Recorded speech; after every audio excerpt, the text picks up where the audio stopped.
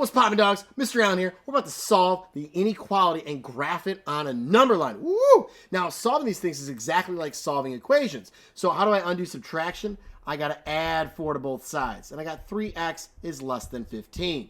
How do I undo multiplication? Well, I'm going to have to divide by 3. And I get x is less than positive 5. All right, so now how am I going to graph this thing? Because this is part of it, but I got to graph it on a number line. Well, if I give myself a number line here, I'm going to go ahead and put a 0 as like a point of reference and then a 5 as well. Now, since it's less than and not equal to, it's going to be an open circle. And if I have my x on that left-hand side, it's going to point in the direction that I want to go. So a lot of people go above it and draw it like that so it doesn't get all, blended in with the line right there. But there we go. We got it solved. This is your solution and the graph. Dope. One more. Let's do it. Let's do one more. So over here, I got some stuff, man. I got some stuff going on. We got a few options of what we can do. I can distribute that 2 in. I could add 3 right now. And it would work out if I were to add the 3 and do so. But I'm gonna do the more universal method, okay? That'll work in all situations here. I'm going to distribute first. That would be my go-to method here because I don't know how the division is going to work out later, and I don't want to deal with fractions, okay?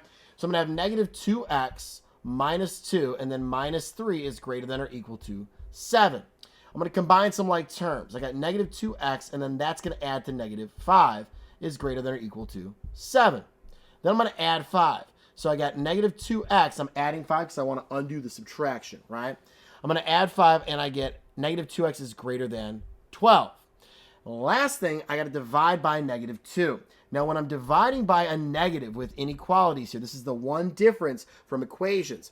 When I divide by that negative, I got to flip my inequality, so now it's going to be less than or equal to negative 6. You got to remember that. So that is my solved inequality, but now we going to graph it. So I draw my number line. Again, I'm going to put, let me make it a little darker there. Whee! I'm going to put 0 as a reference, and negative 6 is going to be over here.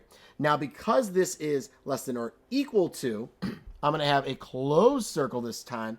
And once again, since I had my x on the left-hand side, I always put it on the left-hand side because then that bad boy tells me where to go with it. You know what I'm saying? I'm going to go to the left, like Rihanna. Wait, Beyonce. Oh, my God. I can't remember. I think it's Beyonce.